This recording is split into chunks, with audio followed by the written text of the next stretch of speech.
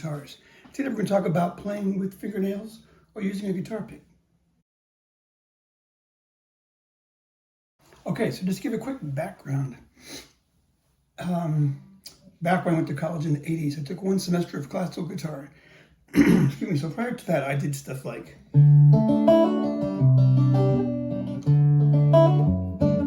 simple folksy kind of stuff. And I took one semester of classical where you have to play with your nails. Your nails are critical to your sound. Fast forward to the late 90s when I did my master's degree, I again got to do a couple semesters of classical guitar. So I kind of brought that technique and started using it. So like the past 25 years, I've been incorporating that. So I'm, right up front, I'll say I'm not a classical guitar player.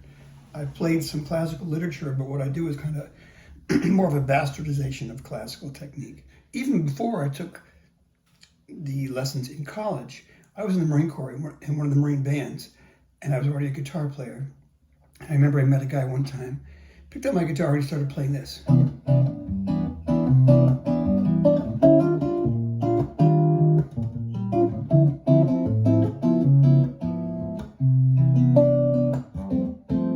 So it's essentially a C major 9, up to E flat major 9, D minor 9, D flat 7 sharp 9, C major 9, and then I guess it could be a G13, maybe that's a G11.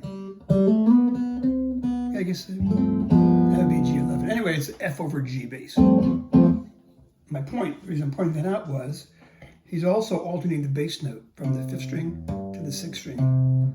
So this sound.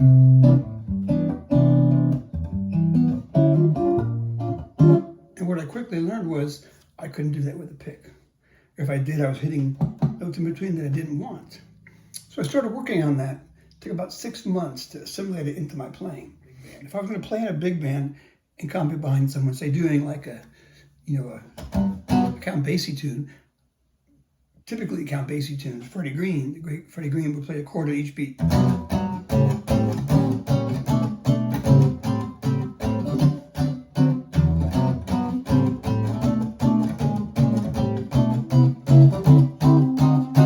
Right?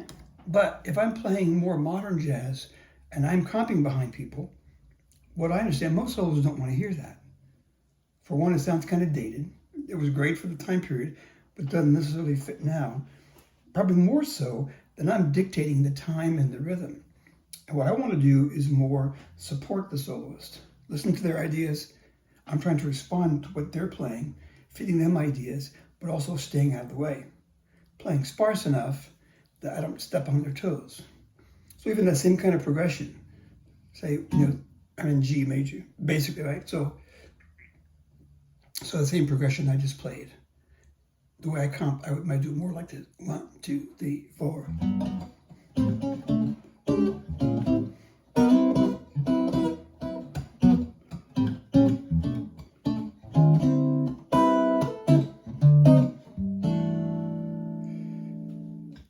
In my journey for playing guitar, I see kind of 3 approaches. One is playing everything with a pick, right? Or some guys do a hybrid where they hold the pick with the thumb and index and a pick like this. That doesn't work really for me. So again, I've kind of evolved to where I like to play with my fingers.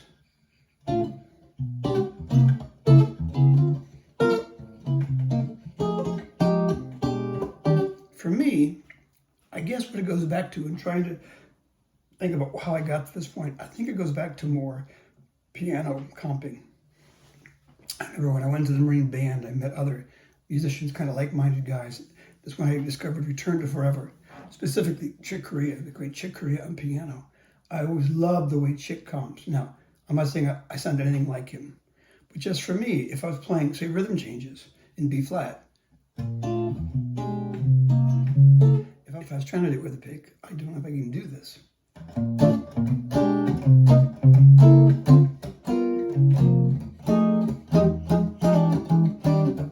For me, there's a lot more muting I have to do. There's strings I have to block. And another thing is when a piano player plays a chord, boom, they punch all those notes at once. No occasion, the arpeggiate stuff. But usually in comping, it's bop, dee, dee, bop, these stabs, your chord stabs. And for myself, I think when I use a pick, even if I try to do a stab, it's still, now it's faster, but I'm hearing that, versus where I hit them all at once.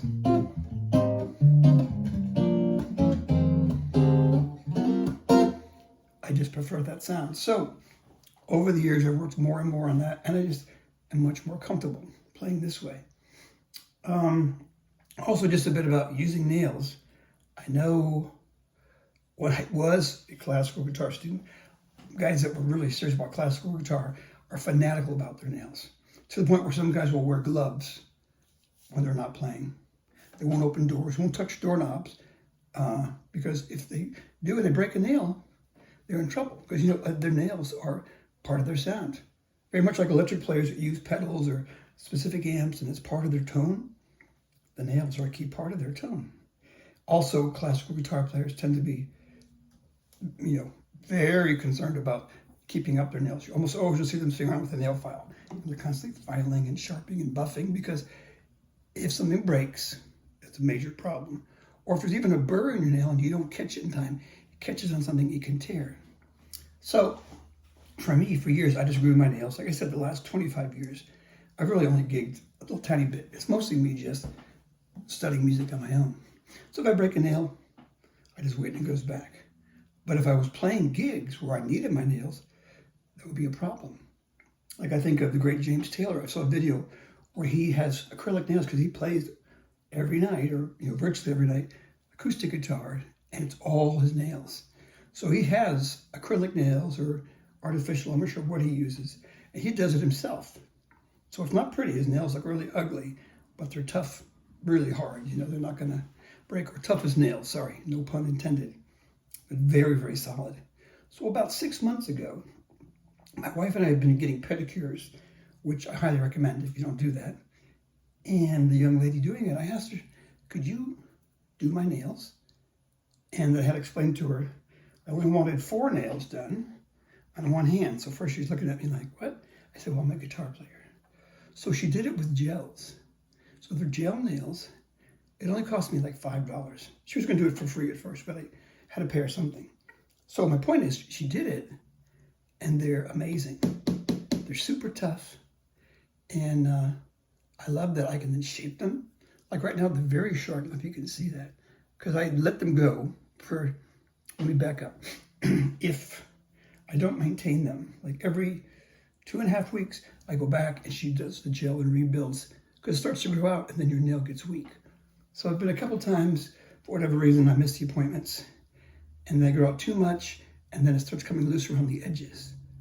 And once or twice I've been impatient and kind of ripped it off.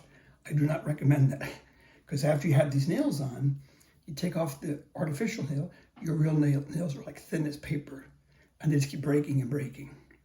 So that's why right now they're very short. This last time she filmed them, all 4 nails were off. But even with them short now, they're just about right. They're not very long, but they work great.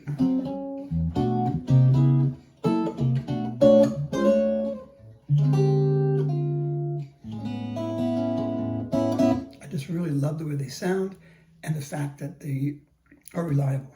Obviously now, these nails are not for everyone. You might say it's too much of a nuisance, or maybe you've never used your nails, right? Like I said, I've been doing this for like 25 years. And as I said, it's more of a bastardization of classical technique. I don't do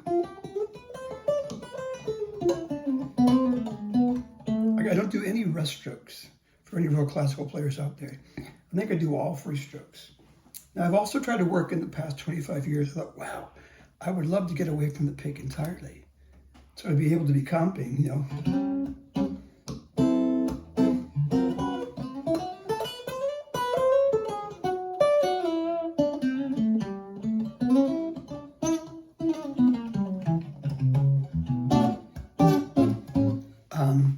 and the results may vary. I've gotten better, but I still don't have as much facility as with a pick. Now, no mistake, I'm not some kind of blistering fast guitar player with a pick, but there are things I can do with a pick that I can't yet do with my fingers. But by just playing for the past 25 years and slowly trying to incorporate that, it's gotten better. Now, if I do slow tunes, if I'm doing Latin songs, I can play with my fingers. And something I find very interesting is when I'll solo, excuse me, solo with just my nails, I think I hear myself playing different lines than I do with a pick. So I do a lot of solo gigs now. I live in very southern Arizona. I'm about 10 miles from the Mexican border. And any gigs I do have just been solo guitar. So some I actually do chord melody stuff. Some I do with a looper pedal where I comp and then the looper pedal is playing my comping and I solo over it. So when I do Latin tunes, very often I just use my fingers.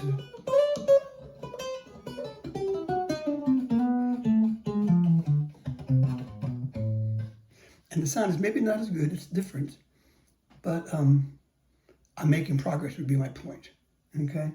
So it's just something to consider. If you've thought of doing it, I guess it's like anything else on guitar, right? You can't say, well, I tried it once, it didn't work. I'm moving on. It's taken me a long time to get to the point that I'm at. And it's not like I'm any kind of master at this at all, you know. And a weird thing is still, if I'm comping and I want to solo, I got to pick up my pick or have it in my mouth. And for some people, they think that looks goofy, right?